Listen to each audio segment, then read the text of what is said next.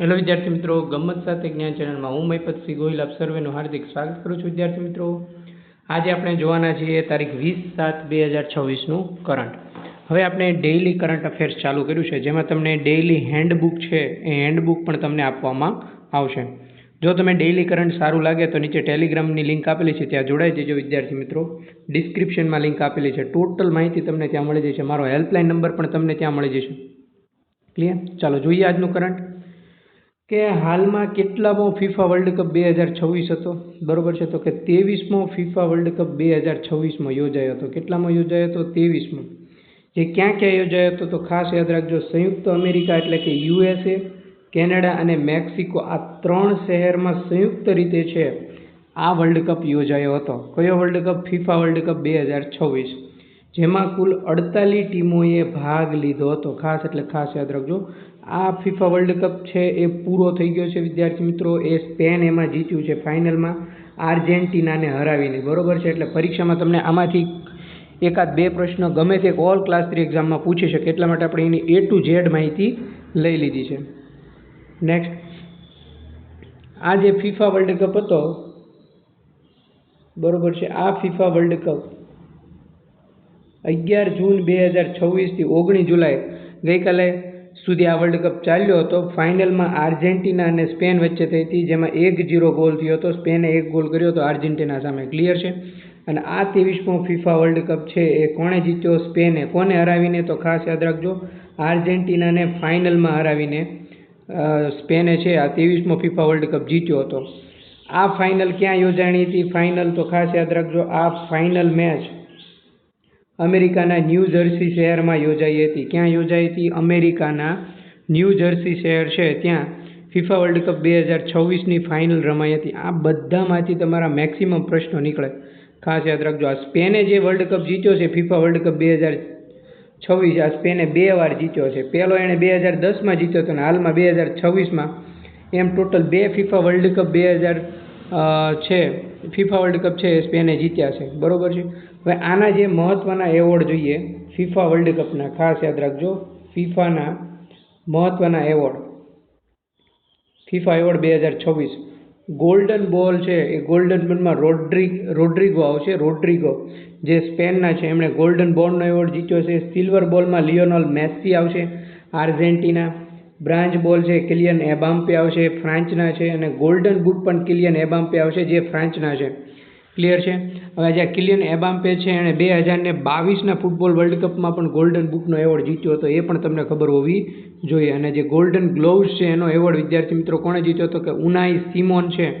એ Unai સિમોને golden ગ્લોવ્સનો award જીત્યો હતો, જે સ્પેનના છે. ક્લિયર છે? કના છે વિદ્યાર્થી મિત્રો? સ્પેનના. આ બધા એવોર્ડ તમારે ખાસ યાદ રાખવાના છે. આની આખી સરસ મજાની મેં હેન્ડબુક બનાવી છે. આ હેન્ડબુક તમને ટેલિગ્રામ ગ્રુપમાં મળી જશે, એટલે ત્યાં ટેલિગ્રામ ગ્રુપમાં ખાસ એટલે ખાસ જોડાઈ દેજો. પછી આવશે વિદ્યાર્થી મિત્રો સિલ્વર બૂટ, તો Lionel Messi 8 goal Argentina. Bronze boot Jude Bellingham 7 goal England. હવે આ ફિફા વર્લ્ડ કપ 2026 છે એમાં ત્રીજા સ્થાને ઇંગ્લેન્ડ રહ્યું. બરોબર, ત્રીજા સ્થાને કોણ રહ્યું? ઇંગ્લેન્ડ હતું. બરોબર છે, ડન. પહેલા સ્થાને સ્પેન જે જીતી ગયું, બીજા સ્થાને આર્જેન્ટિના, ત્રીજા સ્થાને ઇંગ્લેન્ડ. સૌથી વધુ વખત ફિફા વર્લ્ડ કપ કોણે જીત્યો આવું તમને પરીક્ષામાં પૂછે તો ખાસ યાદ રાખજો, બ્રાઝિલ આવશે. જેણે બ્રાઝિલે સૌથી વધુ 5 વખત ફિફા વર્લ્ડ કપ છે એ જીતેલો છે. પછી સેકન્ડ ટાઈમમાં જર્મની આવશે 4 વાર, ઇટાલી પણ આવશે 4 વાર, અને આર્જેન્ટિના આવશે 3 વાર, અને સ્પેન આવશે 2 વાર. મેં તમને કીધું એમ 2010 અને 2026. ખાસ એટલે ખાસ યાદ રાખજો.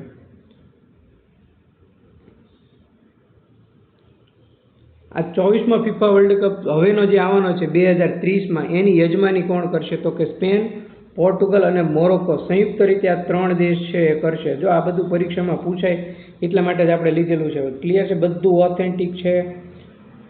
ક્લિયર છે? ઓથેન્ટિક સોર્સ મુજબ લીધેલું છે. 24મો ફિફા વર્લ્ડ કપ 2030ની યજમાની કોણ કરશે? તો કે સ્પેન, પોર્ટુગલ અને મોરોક્કો કરશે. 25મો ફિફા વર્લ્ડ કપ છે 2034માં યોજાશે, એની યજમાની કોણ કરશે આવું તમને પરીક્ષામાં પૂછે તો તમારે ખાસ યાદ રાખવાનું છે. 25મા ફિફા વર્લ્ડ કપ 2034ની યજમાની સાઉદી અરબ કરશે. કોણ કરશે? Saudi Arab. 24મો 2030માં સ્પેન, પોર્ટુગલ, મોરોક્કો. 25માં 2034માં સાઉદી અરબ અને 2031માં જે ફિફા વિશ્વકપ મહિલા છે એની યજમાની કોણ કરશે? તો કે એની યજમાની અમેરિકા કરશે. ખાસ એટલે ખાસ યાદ રાખજો. આ બધા પ્રશ્નો તમને ક્યાંક ને ક્યાંક ડેઇલી કરંટના છે, ઉપયોગી નીવડશે, તમને ખૂબ જ કામમાં લાગશે.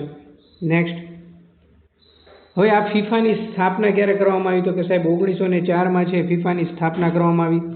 આ ફિફા વર્લ્ડ કપ 2026નો બેસ્ટ યંગ પ્લેયર કોણ હતો? તો કે પાઉ કુબરસી, જે ક્યાંનો હતો? સ્પેનની ટીમનો છે, જે ફિફા વર્લ્ડ કપ 2026નો બેસ્ટ યંગ પ્લેયર છે.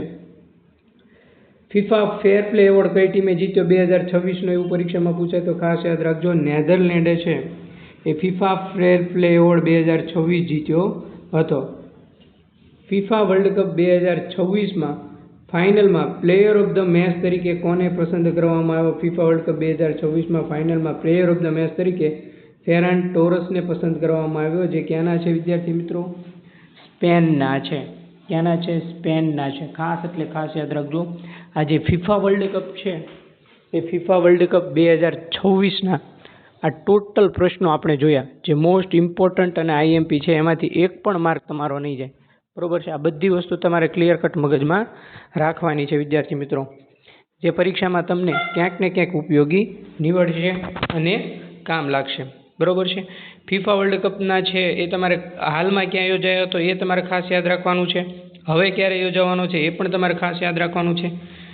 આટલી વસ્તુ તમે યાદ રાખશો અને બધા એવોર્ડ યાદ રાખશો એટલે વાંધો નહીં આવે તમારે. ક્લિયર? ચાલો નેક્સ્ટ આગળ વધીએ.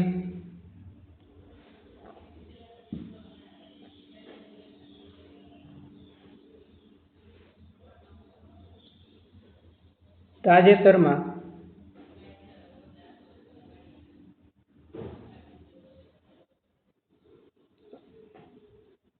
અમૃત ભારત યોજના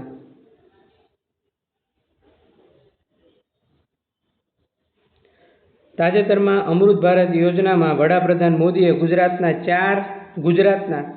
ચાર રેલવે સ્ટેશનનું લોકાર્પણ કર્યું.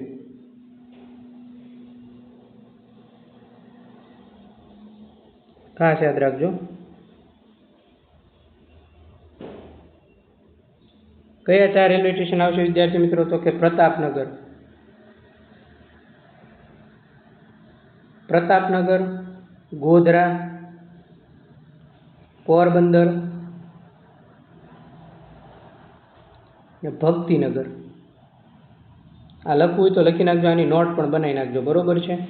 અમૃત ભારત યોજના ભારતમાં રેલવેના આધુનિકરણ માટે માનનીય વડાપ્રધાન શ્રી નરેન્દ્રભાઈ મોદી દ્વારા અમૃત ભારત સ્ટેશન યોજના હેઠળ વિદ્યાર્થી મિત્રો તાજેતરમાં ગુજરાતના 4 રેલવે સ્ટેશનનું છે એ લોકાર્પણ કરવામાં આવ્યું. એમાં એક આવશે પ્રતાપનગર, એક આવશે ગોધરા, એક આવશે પોરબંદર અને એક આવશે ભક્તિનગર. ખાસ એટલે ખાસ યાદ રાખજો. આ બધી જ વસ્તુ તમારે ખાસ એટલે ખાસ ક્લિયર કટ મગજમાં યાદ રાખવાની છે.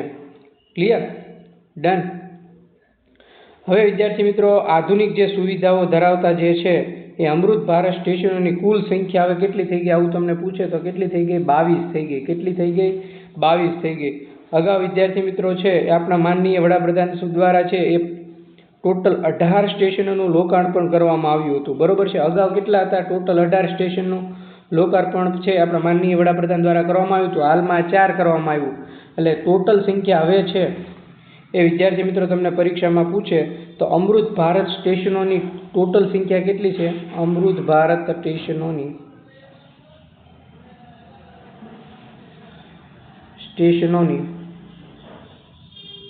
કુલ સંખ્યા કેટલી છે આવું તમને પૂછે તો ખાસ યાદ રાખવાનું. કુલ સંખ્યા 22 છે. પહેલાં કેટલી હતી આવું તમને પૂછે તો પણ તમારે યાદ રાખવાનું કે કુલ પહેલાં 18 હતી.